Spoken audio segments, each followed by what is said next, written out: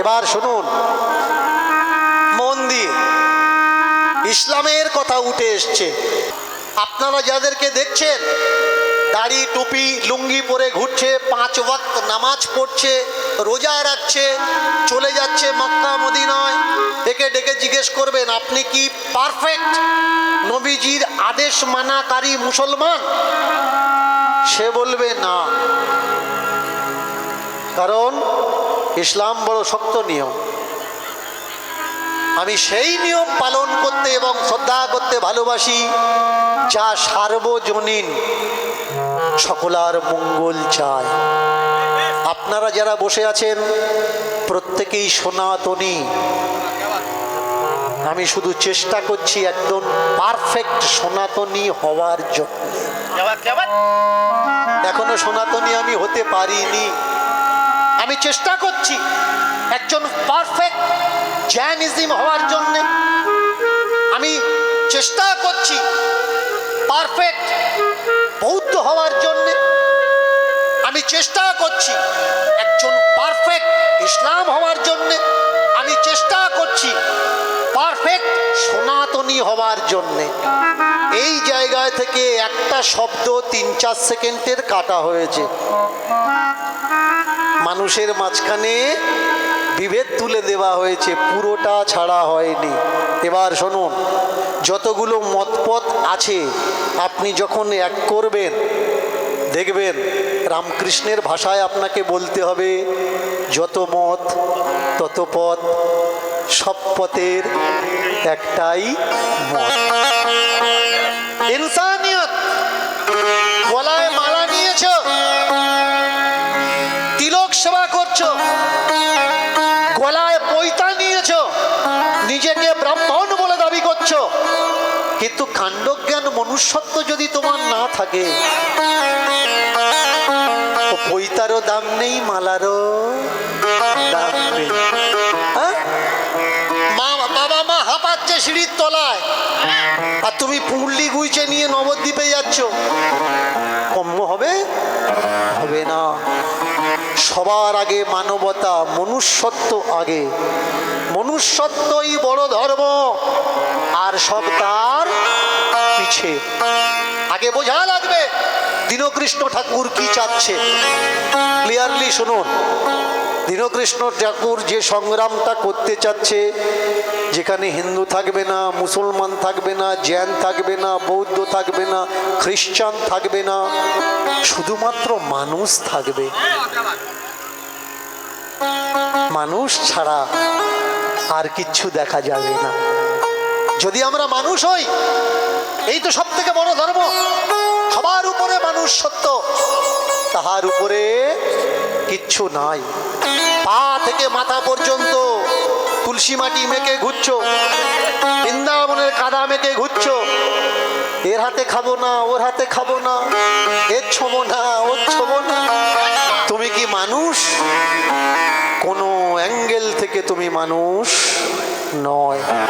আগে বোঝা লাগবে আমরা যারা বলছি মুসলমান, আমরা যারা বলছি হিন্দু, আমরা যারা বলছি জৈন, খ্রিস্টান, পারসি, ঈসাই, আমরা কারা? আজকের বর্তমান ভারতবর্ষে হিন্দু আর হিন্দু নেই। হিন্দু 3 রকম হিন্দু হয়ে গেছে। ভালো করে শুন, 3 রকম, এক রকম নয়, 3 রকম হিন্দু হয়ে গেছে। একটা হচ্ছে বিজেপির হিন্দু, একটা তৃণমূলের হিন্দু, আর একটা অভাবী গরিব দুঃখী কাঙালি হিন্দু। এদের কোনো পার্টি নেই, এদের কোনো জাত নেই। এদের জিজ্ঞেস করো ভাই তোরা পার্টির পেছনে ছুটিস না কেন? বলে দরকার নেই ভাই, খাটলে তবে খাওয়া হবে, ছুটে কি হবে? আর যে দুটো হিন্দু পাশাপাশি দাঁড়িয়ে আছে, এ বলছে জয় দুর্গা বল, এ বলছে জয় শ্রীরাম বল।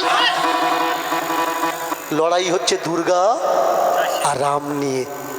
বুঝে দেখুন তো, চায়ের দোকানে বসে, মোড়ে বসে, চান করতে গিয়ে, দাঁত মাজতে টিউকলে দাঁড়িয়ে যে দুটো রাজনৈতিক দল নিয়ে আপনারা মারপিট করছেন, তাদের কখনো মারদাঙ্গা করতে দেখেছেন?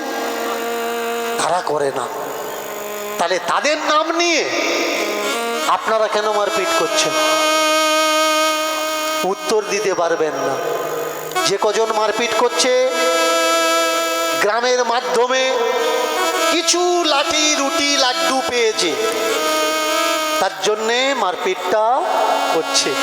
যে পায়নি ওর মুখে কোনো কথা নেই। আমাদের বলে দিল গরু আমাদের মা, গোমাতা। গোমূত্র পান করলে ৩৫০০-এরও বেশি রোগ সেরে যায়। বলুন তো, গরুর মুত খেলে যদি ৩৫০০ রোগ সেরে যায়, তাহলে তো পিজির মতো হসপিটালে মেডিসিন নয়, গরুর মুত রেখে দিত। তবু আপনি বলছেন গরু আমাদের মা। হ্যাঁ, গরু আমাদের মা। গরু যদি আমাদের মা হলো, ভগবান শ্রীকৃষ্ণের স্ত্রী রুক্মিণীর বিবাহের কারণে ১,০০,০০০ গরু কাটা কি করে হয়? রুক্মিণীর বিয়েতে ১,০০,০০০ গরু কাটা হচ্ছে। খাচ্ছে কারা? মোল্লারা খাচ্ছে।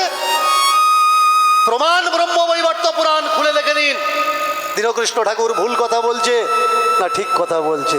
তাহলে গরু আমাদের মা সাজিয়েছে কারা? কোন রাজনৈতিক বিচারধারা। শুধু গরু যে মা বানিয়েছে তা নয়, ভারতবর্ষকে বলা হয়েছে এ দেশ আমার মা। কখনো বলতে শিখেছেন জাপানিদের? জাপান আমাদের মা, আমেরিকা আমাদের মা, ফ্রান্স আমাদের মা।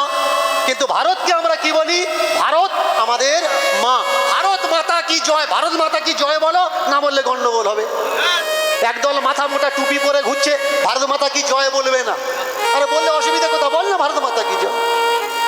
খারাপ হয়ে যাচ্ছে, শুনতে চাচ্ছে বলে দে, পেছনে যাবি ভুলে যাবি। কিন্তু না, ও বলছে তুই বলে, বলছে আমি বলবো না। মারপিটের সূত্র দেশ নিয়ে আরম্ভ হয়ে গেল। ভারত আমাদের মা। ভারত মা হলো কি করে ভাই? কোনো অ্যাঙ্গেল থেকে তো ভারত মা নয়। বলুন তো এই ভারত নাম কোত্থেকে এসছে?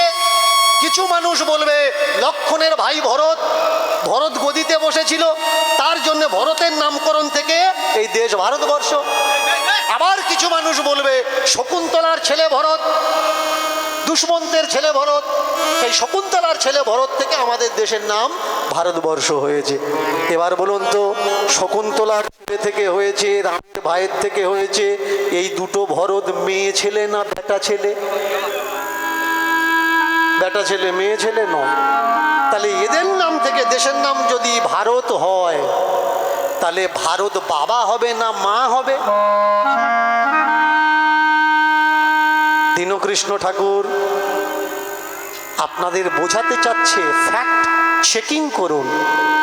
আমি বলছি বলে আমার কথা বিশ্বাস করবেন না। Only for fact checking. Checking করবেন কি করে? ধর্মীয় মানুষগুলো ধর্ম নিয়ে বক্তব্য দিল, আর আপনি বাড়িতে চলে গিয়ে আপনার ছোট ছোট মেয়ে ছেলের পায়ে কালো সুতো বেঁধে দিয়েছেন। কেন? পাশের বাড়ি দিচ্ছে, এ বাড়ি ও বাড়ি দিচ্ছে, সুতো বাঁধলে নাকি নজর লাগবে না। কিন্তু যার নজর খারাপ, সুতো কেন, লোহার গ্রিল দিয়ে ঝালাই করে দাও, ও কুনজর দেবে। আর যার ভালো নজর, কিছু থাক বা না থাক, সে সবাইকে মা বোন, ভাই বোন, ছেলে মেয়ে বলে বিচার করবে। ফ্যাক্ট চেকিং কাকে বলা হয়? ভালো করে মন দিয়ে শুনবেন। দীনকৃষ্ণ ঠাকুর চাচ্ছে ধর্মকে বৈজ্ঞানিক আওতায় এনে বিজ্ঞান মনোভাবনায় ধর্মকে পরীক্ষা করো। বিজ্ঞানের কোষ্ঠী পাথরে চেক করে নাও ধর্মের এই কথাটা ঠিক না ভুল। এক জায়গায় 4টে ধর্মীয় মানুষ বসেছে, আর এক জায়গায় টেবিল নিয়ে 4টে বৈজ্ঞানিক বসেছে। মায়েরা মন দিয়ে শুনবেন, ফ্যাক্ট চেকিং কিভাবে করতে হয়। এক জায়গায় 4টে বৈজ্ঞানিক বসেছে টেবিল নিয়ে, এক জায়গায় 4টে ধর্মীয় গুরু বসেছে টেবিল নিয়ে, চেয়ার টেবিল নিয়ে বসেছে। এক ব্যক্তি অন্ধকার ঘরে ঢুকেছে, ঢোকার পরে মাথায় কি যেন একটা পড়েছে, মাথা কেটে গেছে, ফেটে গেছে, রক্ত বেরোচ্ছে। তাড়াতাড়ি অন্ধকার ঘর থেকে বাইরে এসে ধর্মগুরুদের কাছে প্রথমে গেছে, গিয়ে জিজ্ঞাসা করছে আমার এরকম হলো কেন? একজন বলে উঠলে গত জন্মের কর্মফল, তার জন্যে তোমার মাথাটা ফেটে রক্ত বেরোচ্ছে। আর একজন বললে তোমার পৈশাচিক দশা আছে, শনির দশা চলছে, দশা খারাপ, তাই যেখানে যাচ্ছ তোমার পায়ে পায়ে বিপদ ঘুরে বেড়াচ্ছে। আরেকজন বলে উঠলে তুমি পুণ্যের দিকে কম করেছো, পাপের দিকে বেশি করেছো, এর জন্য দেবতা তোমার দিকে রুষ্ট হয়েছে, তাই দৈব তোমার মাথায় আঘাত করেছে। আরেকজন বলে উঠলে তুমি দীক্ষা নাও আর যজ্ঞ করো, তাহলে তোমার দশা ঠিক হয়ে যাবে।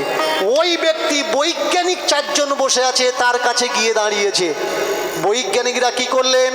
প্রথমে অন্ধকার ঘরে লাইট দিলেন, আলো দিয়ে জ্বালালেন, জ্বালিয়ে নিচে চেক করলেন একটা সিমেন্টের টুকরো পড়ে আছে। চতুর্দিকে দেখলো ছাদের এক কোণায় ওখানে ওই টুকরোটা ওখান থেকে ভেঙে পড়েছে, নিচের থেকে টুকরোটা ওই জায়গায় ফিট করে দিয়ে দেখলো হ্যাঁ এখানকার টুকরো। ওই ব্যক্তিকে বলে দিল, চারজনে মিলে একটা কথা বলে দিল, আপনি ঘরের ভিতরে ঢুকেছেন, ছাদ কমজোর হয়ে গেছে, মানুষের ঢোকার পরে যে ভাইব্রেশন হয়েছে ওই ভাইব্রেশনটা ওই জায়গা সহ্য করতে পারেনি, একটা টুকরো নিচে এসে তোমার মাথায় পড়েছে আর কেটে রক্ত বেরোচ্ছে। চারটে বৈজ্ঞানিক সিদ্ধান্ত নিল একটা, ওই টুকরো ওখানকার টুকরো ওখানে বসিয়ে চেক করে দেখে নিল এখান থেকে ভেঙেছে কিনা, কিন্তু চারটে ধর্মগুরু চার রকম বলল। আমার উদ্দেশ্য কোন জায়গায়? আমার উদ্দেশ্য ধর্মকে বিজ্ঞানের দৃষ্টি দিয়ে দেখো, তাহলে ধর্মের ভিতরে কোনো অযৌক্তিকতা আর থাকবে না। আমার ধর্মের দিকে আঙুল তুলে কেউ কখনো বলতে পারবে না যে এই ধর্মে নোংরা লেখা আছে। দীনকৃষ্ণ ঠাকুরের উদ্দেশ্য ধর্মগ্রন্থে যে নোংরা কথাগুলো লেখা আছে সেই কথাগুলো মানুষের সামনে তুলে ধরা। কোন কোন বইয়ে কোথায় কোথায় নোংরা লেখা আছে, এই নোংরামোগুলো আপনারা মানবেন না। আর ছেলে মেয়েদের বলবেন যে বইয়ে নোংরা কথা লেখা আছে সে বই আমাদের ধর্মগ্রন্থ হতে পারে না। ধর্মগ্রন্থ তো তাকে বলবে যে সকলার মঙ্গল চাইবে, সকলার ভালো চাইবে।